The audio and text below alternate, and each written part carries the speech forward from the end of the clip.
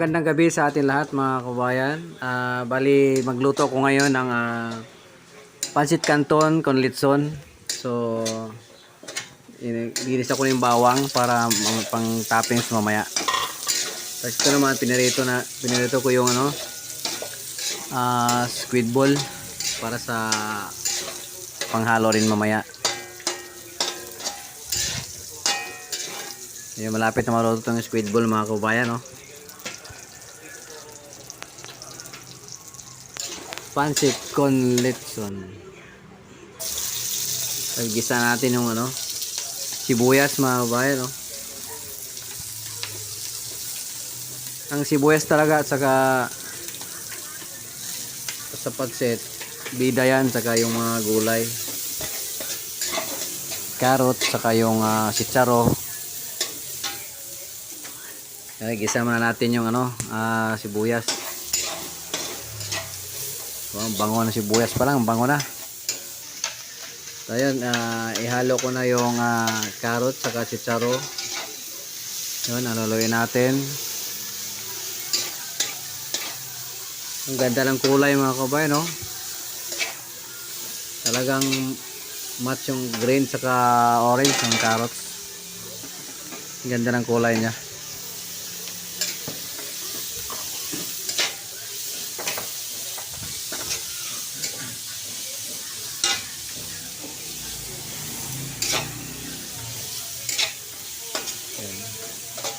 Malapit na maluto ito. Ito naman mga kabayan, ito yung limpo. Ganina, bali pinarito na ito ganina. Pero ito, pangalawang fry para malutong yung balat.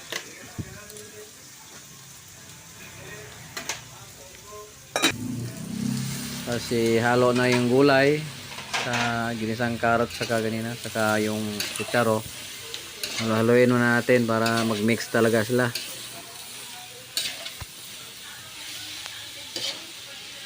Ito pala mga kabayan, bali may pagkakainin kami sa chapel ngayong gabi. Ito malapit lang sa amin.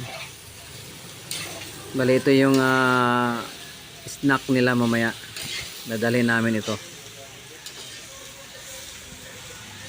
Sana'y masarapan sila. Sabagay pag kasi masarap pancit con litson. So mga kabayan, ito yung nilagaan kanina ng limpo. Ito yung dito isalang yung pancit canton. Siyempre ilagyan natin ng oyster sauce. Masarap kasi mga kabayan ng pancit pag may oyster sauce. Talagang kakaiba yung sarap niya.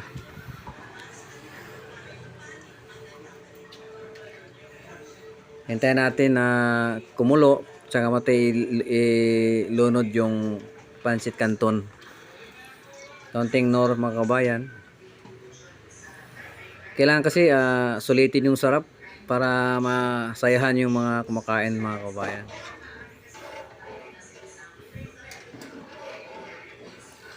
Yung pagkainin kasi namin mga bata pa, yung mga youth,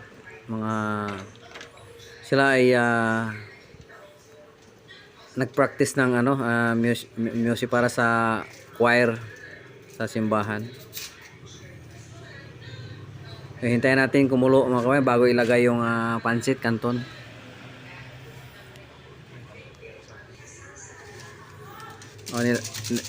Nilagyan ko ng magic sarap para mas lalong sumarap. So mga kabayan, ito na yung limpo na pinarito. Super lutong talaga ito mga kabayan, no? Wow, sarap, nakakatakam na.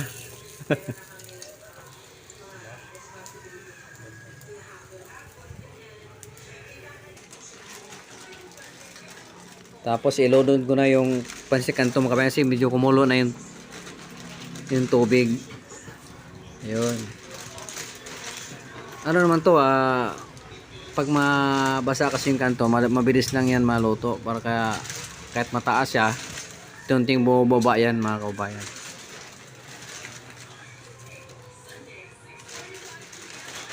Yung sino bang hindi naka-try ng luto ng ganito, subukan to at mga kabayan, yung pancit canton con litson. Pwede ring pancit bihon con litson, mga kabayan. Nasa inyo na yan kung anong klaseng pancit ang gagamitin. Dati, bali yung bihon talaga yung madalas namin niloloto. Pero sabi ko i-try kong lutuin itong canton con litson.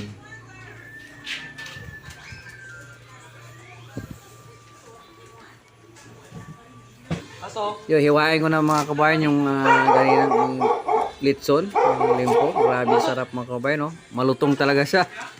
Wow, grabe. Ang sarap. Kaya masarap talaga mga kabayan pag ano, may pangalawang i-deep fry mo. Malutong talaga yung balat. Saka lutong-luto talaga siya, mag-juicy yung laman. Yun, luto na yung pansit mga kabayan. Bali, lagyan natin ng cold start para medyo lumapot siya. Yun, malapit to maluto. At may kaunti, dalhin na namin sa chapel ito mga kabayan.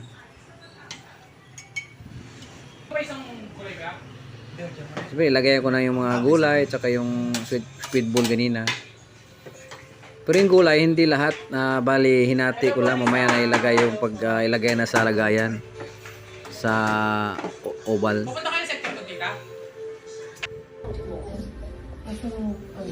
Yun mga kabayan. Ito na yung finished product. Ilagay ko na yung yung litsong limpo. Naku, wow, napakasarap. Oh. Meron pa doon, madami pa doon. Ito, malapit na namin dalhin ito sa chapel mga kababayan. Mamaya kaunti. Dadalhin na namin. Dito na susunod sana. Bali may kasama itong drinks, mga juice mga kababayan. So mga kababayan, hanggang dito lang yung video. At mag-ingat din lahat. God bless sa ating lahat mga kababayan.